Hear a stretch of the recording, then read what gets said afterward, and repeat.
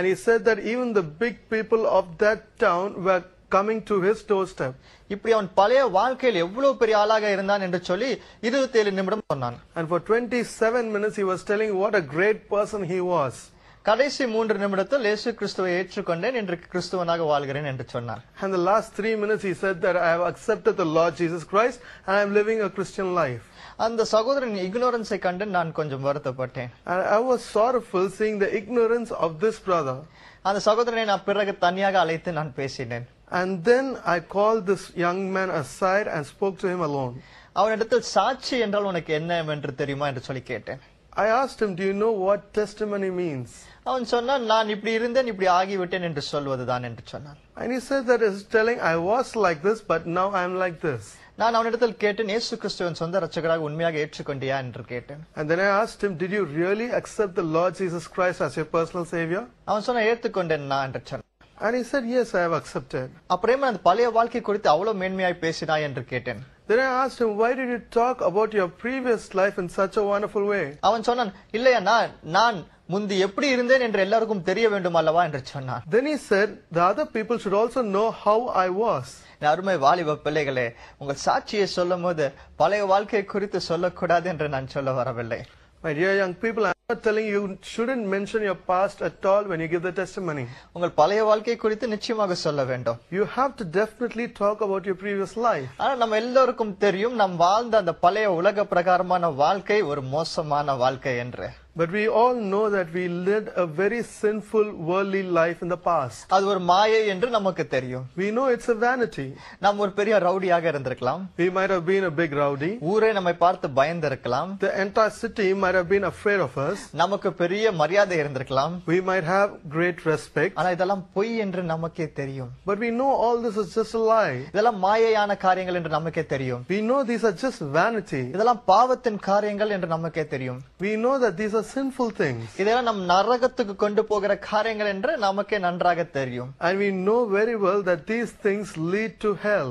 இப்பொழுது நாம் வாழ்ந்து கொண்டிருக்கும் வாழ்க்கை தான் ஒரு உண்மையான வாழ்க்கை என்பது நமக்கு தெரியும். We know that the life that we are living now is the real life. இயேசு கிறிஸ்துவுக்குள் நாம் வந்த பிறகு நாம் வாழ்கின்ற வாழ்க்கை தான் உண்மையான வாழ்க்கை என்று நமக்கே தெரியும். We know that the life that we are leading after receiving the Lord Jesus Christ is the real life. இதுதான் உண்மையான வெற்றியின் வாழ்க்கை. Only this is the real and victorious life. இதை தான் நான் மேன்மைப்படுத்தி பேச வேண்டும். We have to glorify this life. அந்த சகோதரன் அவனை அறியாமலே தன் பழைய வாழ்க்கை குறித்து பெருமையாக பேசிக் கொண்டிருந்தான். But this brother, without his knowledge itself, was speaking very proudly about his past life. ஒரு சாட்சி சொல்லும்போது ஒரு புறஜாதி மக்கள் அதை கேட்கும் பொழுது இயேசு கிறிஸ்து இவர்கள் வாழ்க்கையில் எவ்வளவு பெரிய மாற்றத்தை தந்திருக்கிறார், எப்படி இவர்களை மாற்றி போட்டிருக்கிறார் என்று சொல்லி ஆச்சரியப்பட வேண்டும். When you give a testimony, the non-believers should be amazed at the work that the Lord Jesus Christ has done in your life. இயேசு கிறிஸ்துவை நம் சொந்த இரட்சகராக ஏற்றுக்கொண்டால் இப்படிதான் நம் வாழ்க்கை மாறி போகும் என்று சொல்லி அவர்கள் அதிசயம் அடைந்து இயேசு கிறிஸ்துவுக்குள் வர வேண்டும். They should be amazed and they should come to Christ by seeing that God can change the life if they accept Him. நம் பழைய வாழ்க்கை குறித்து மேன்மை பாராட்டிக் கொண்டிருந்தால் யார் மனசையும் நாம் மாற்ற முடியாது. But if we are boasting about our previous life, then nobody will be changed. என் அருமை வாலிப பிள்ளைகளே, இந்த சகோதரன் மேடையில் மட்டும் அப்படி சொல்லவில்லை. My dear young people, this brother was not telling this only on stage. நிச்சயமாக அவன் தனிப்பட்ட வாழ்க்கையில யாரை சந்தித்தாலும் இப்படிதான் பேசிக் கொண்டிருப்பான்.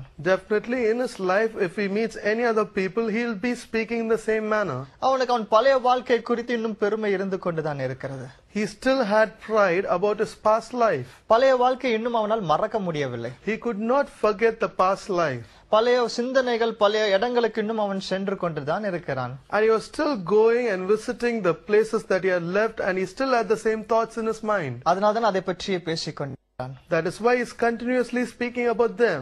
இன்றைக்கு நாமும் அப்படிதான் இருக்கிறோம். Today we are also like that. ரட்சிப்பின் அனுபவத்திற்குள் வந்திருக்கலாம்.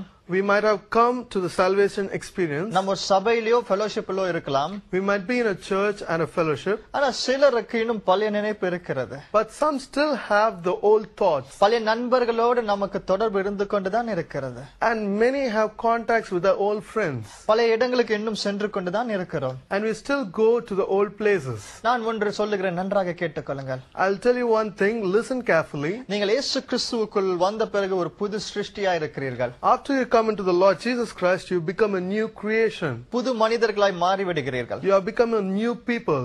உங்களுக்கு ஒரு புது சரீரம், புது சிந்தனை ஆண்டவர் கொடுக்கிறார். God is giving you a new body and a new mind. ஓ, நீங்கள் இப்பொழுது இயேசுவின் பிள்ளை. You are now the child of God. பிசாசின் காரியங்கள் உங்களிடத்தில் இல்லை. There are no works of the devil with you.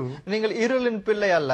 You are not the children of darkness, வெளிச்சத்தின் பிள்ளை. but the children of light. அப்படி இருக்கும் பொழுது இன்னும் பழைய காரியங்களை நம்ம பாக்கெட்ல நம்ம வைத்து இருக்க கூடாது. If it is true, then we should not have the old things and the past things in our pockets. நம்மோடு கூட கூட்டி வரக்கூடாது. We should not take it along with us. உங்கள் பழைய அந்த நண்பர்களுக்காக நீங்கள் ஜெபிக்க வேண்டும். You should pray for your old friends. அவர்களை பார்த்தீர்கள் என்றால் அவர்களுக்கு இயேசு கிறிஸ்துவை பற்றி சொல்லலாம். And when you meet them, you should tell them about the Lord Jesus Christ. ஆனால் இன்றைக்கும் நீங்கள் அந்த நண்பர்களோடு சேர்ந்து பழைய இடங்களுக்கு போவதும் அவர்களோடு சுற்றி கொண்டிருப்பதும் தவறு. But even today, if you are going along with your old friends and visiting the old places, then it's wrong. சிலர் சொல்லுவார்கள், நான் இயேசு கிறிஸ்துவை ஏற்றுக்கொள்வதற்கு முன்பதாக அதிகமாய் குடிப்பழக்கம் உடையவன், என் நண்பர்களோடு சேர்ந்து அதிகமாய் குடிப்பேன், ஆனால் இப்பொழுது இயேசு கிறிஸ்துவிடம் வந்துவிட்டேன், ஆனால் அந்த இடத்திற்கு செல்வேன், நான் குடிக்க மாட்டேன் என்று சொல்வார்கள். Some say that before accepting the Lord Jesus Christ, I used to go along with my friends and drink, but now after accepting the Lord Jesus Christ, I don't drink, but I still go along with my friends to the old places and stay without drinking. அதே குடிக்கும் நண்பர்களோடு தான் இருப்பேன், ஆனால் நான் குடிக்க மாட்டேன் என்று சொல்வார்கள். They say that I'll still be with the friends who are drunkards, but I will not drink along with them. அது இருளின் இடம், உனக்கு அங்க இடம் இல்லை. That is a place of darkness and not a place for you. நீ வெளிச்சத்தின் பிள்ளை. You are the child of light. அந்த நண்பர்களுக்காக நீ ஜெபிக்கலாம். You might pray for those friends. அவர்களை எப்பொழுதாவது பார்க்கும் பொழுது அவர்களுக்கு இயேசு கிறிஸ்துவை பற்றி சொல்லலாம். And when you meet them, you can tell them about the Lord Jesus Christ. ஆனால் நீ திரும்பியும் அவர்களோடு நேரம் செலவழிக்கிறது, அவர்கள் போன இடங்களுக்கெல்லாம் போறது தவறு. And spending time with them and going along with them to the old places is wrong.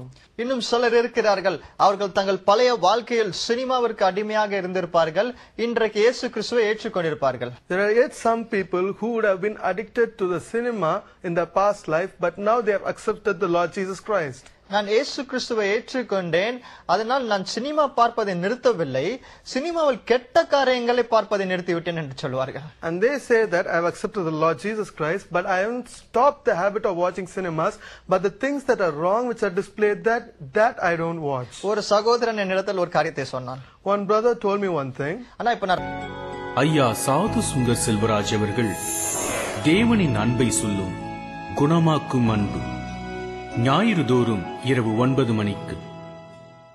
இந்திய தேசத்தின் வறுமை பிடியில் சிக்கி வாடும் இளம் சிறார்களின் எதிர்கால முன்னேற்றத்திற்காக டாக்டர் டிம் காஸ்டலோ அவர்களின் வல்லமையான தேவ செய்தியுடன் டாக்டர் சாட்விக் சாமுவேல் அவர்களின் பிரேக் த்ரூ இசைக்குழுவும் ஃப்ரெடிஸ் நைட்மேர் இசைக்குழுவும் இணைந்து நடத்தும் ரெய்ஸ் ஹேண்ட்ஸ் ஃபார் சில்ட்ரன் ஓர் மாபெரும் ஆராதனை இரவு.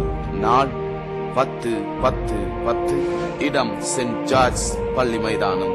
குழந்தைகளுக்காக கைகளை உயர்த்து. இயேசுவின் ஜெப ஊழியம் மற்றும் இயேசுவின் துணி ஊழியம் இணைந்து நடத்தும் கோவையில் உபவாச எழுப்புதல் ஜெப முகாம். உங்கள் துக்கம் சந்தோஷமாய் மாறவும், உங்கள் சோதனையை சாதனையாக மாற்றவும் வாருங்கள். செப்டம்பர் 30, அக்டோபர் 1, 2 ஆகிய தினங்களில் தினமும் காலை 9 மணி முதல் மாலை 5 மணி வரை IPA பெத்தேல் மாநகர பேராலயம் 4C BKR நகர், சக்தி ரோடு, கோவை 12. தீர்க்க தரிசன தேவ செய்தியாளர்கள் சகோதரர் வின்சென்ட் செல்வகுமார் மற்றும் ஐயா சாது சுந்தர் செல்வராஜ் அவர்கள். சிறப்பு துதி ஆராதனை இயேசுவின் துணி பாடல் குழுவினர். மேலதிக விவரங்களுக்கு 9344754529, 9362646815 மற்றும் 9626250206. உங்கள் அனைவரையும் அன்புடன் அழைக்கிறோம்.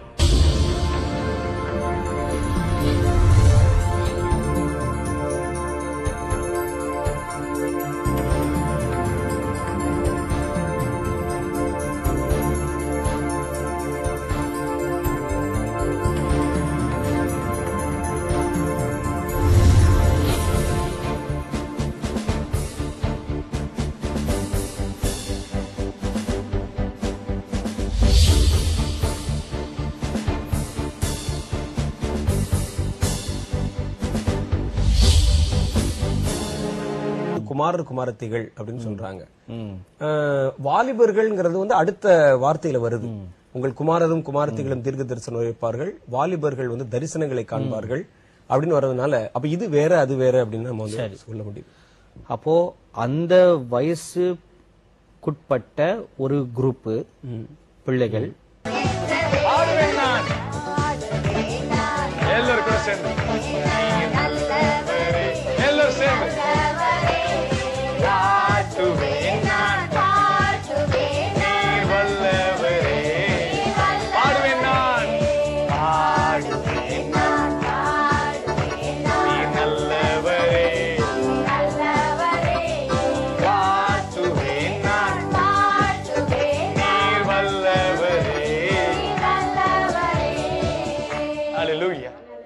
பாட அவர் தகுதியுடையவர், புகழ அவர் தகுதியுடையவர், போற்ற அவர் தகுதியுடையவர். யார் உங்களை பாப்பான்னு நினைச்சிட்டு இருக்கீங்களா? யார் உங்களை பார்க்க முடியும் நினைச்சிட்டு இருக்கீங்களா? நீங்க வடிக்கிற கண்ணீர், நீங்க செய்கிற எல்லா வித வேண்டுதல்கள் கேட்டுதான் தேவன் இந்த நிகழ்ச்சி ஏற்படுத்தி இருக்கிறார். ஒவ்வொரு வாரமும் நீங்கள் வேண்டுகிற எல்லா வித விண்ணப்பங்களுக்காக ஜபிக்கும்படியாய் எங்களை எல்லாரும் ஒன்று கூட்டி சேர்த்திருக்கிறார். ஏதோ இந்த ஒரு நாள் மட்டும் ஜபிக்கிறோம் நினைச்சிடாதீங்க. டெய்லி ஜபிக்கிறோம். குறிப்பாக இந்த நிகழ்ச்சியில உங்களுக்காக நாங்க ஜெபிக்கிறோம். வாரத்துல ஒரு நாள் எங்களோட கூட சேர்ந்து தேவனை மகிமைப்படுத்தும் போது தேவனுடைய வல்ல நாமம் மகிமைப்படும். தேவன் புகழ்ச்சிக்கு பாத்திரர், துதிக்கு பாத்திரர், மகிமைக்கு பாத்திரர். நாமத்தை உயர்த்தும் போது விடுதலை, நாமத்தை சொல்லும் போது ஜெயம் நமக்குள்ள கடந்து வரும்.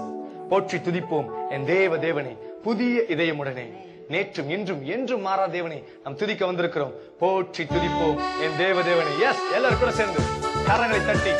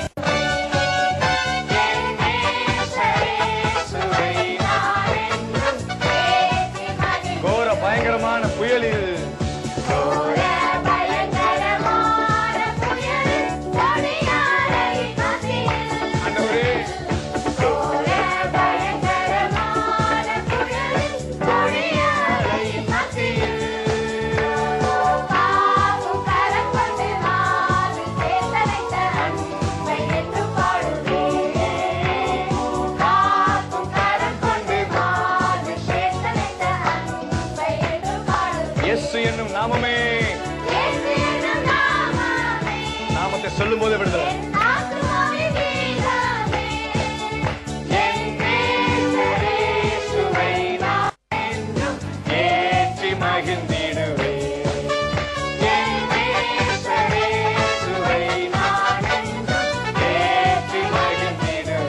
யோர்தான் நதி போன்ற சோதனையிலும்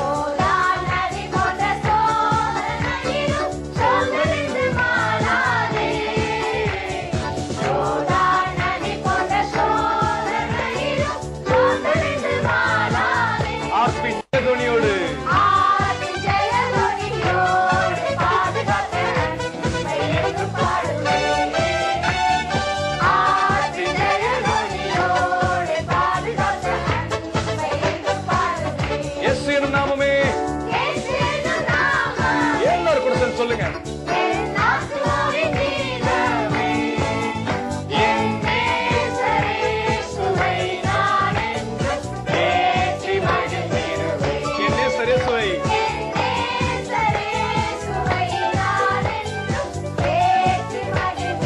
ஆய்த்தன் பாலகனை மறந்தாலும்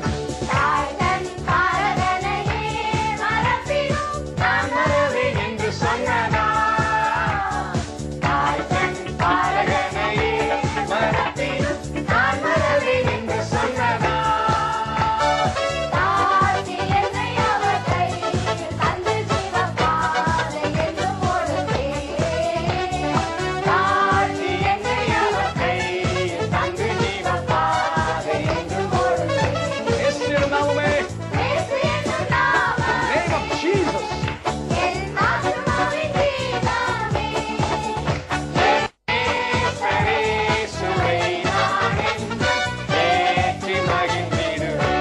இயேசுவை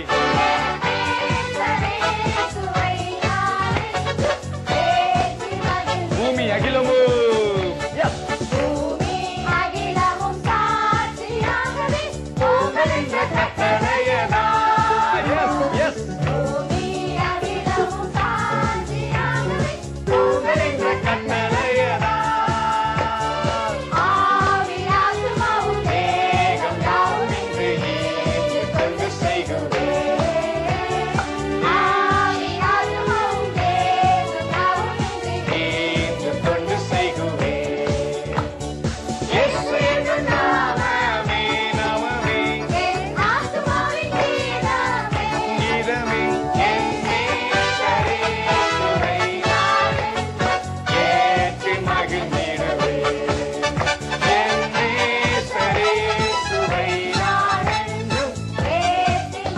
நதி போன்ற சோதனையிலும்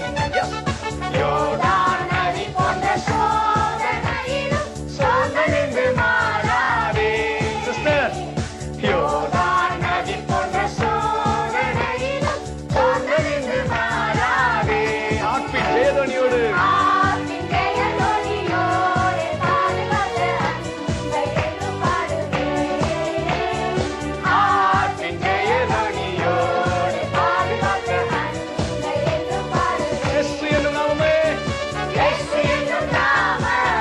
மகிழ்ச்சியோடு உள்ளத்தின் ஆழத்திலிருந்து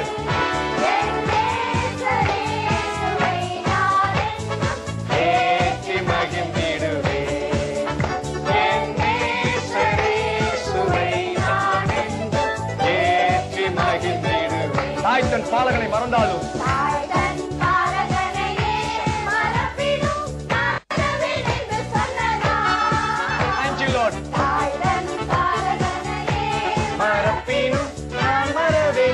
சொன்னதா தாழ்த்தி தந்து ஜீவ பாதை என்று ஓடுவே தாழ்த்தி என்னை அவர் கையில் தந்து ஜீவ பாதை என்னும் நாமம் name of Jesus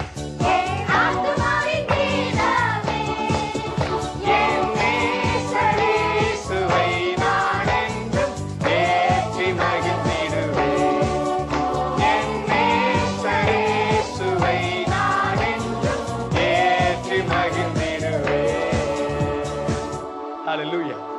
யோர்தான் நதி போன்ற சோதனைகளா வேதனைகளா நெருக்குகிறதா இயேசுவின் நாமத்தை சொல்லும் போது விடுதலை. இயேசுவின் நாமத்தை துதிக்கும் போது விடுதலை. நாம் ஒன்று கூடி துதிக்கும் போது தேவன் பெரிய காரியங்களை செய்ய வல்லவராய் இருக்கிறார். சந்தோஷமா இருக்கும்போது துதிப்பது ஒரு பெரிய காரியம் அல்ல. துக்கத்தின் மத்தியில் துதிக்கும் போது தேவன் தம்முடைய மகிமையை வெளிப்படுத்த வல்லவராய் இருக்கிறார். தேவனால் செய்ய முடியாத அதிசயமான காரியம் உலகத்தில் ஒன்றுமே இல்லை. இயேசப்பா உங்க நாமத்தில் அற்புதங்கள் இன்று நடக்குது. இயேசுவின் நாமத்தை சொல்லும் போது பேய்கள் ஓடுது, நோய்கள் தீருது, சாபங்கள் எல்லாம் பறந்தோடுது.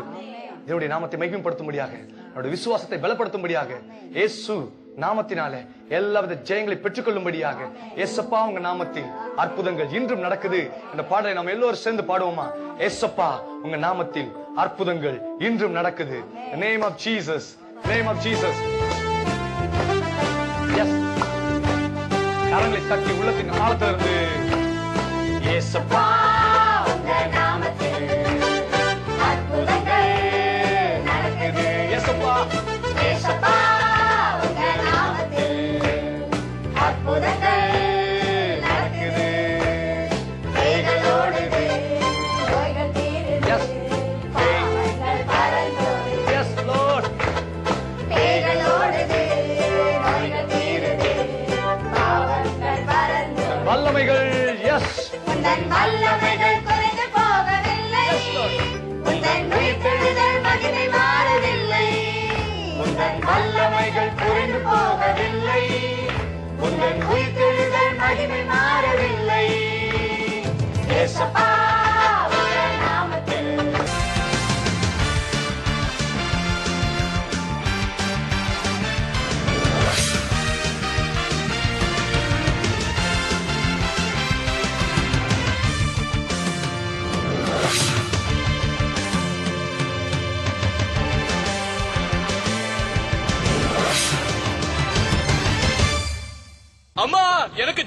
ஆரம்பிச்சிருக்கு ஜெய்ப்பூர்ல.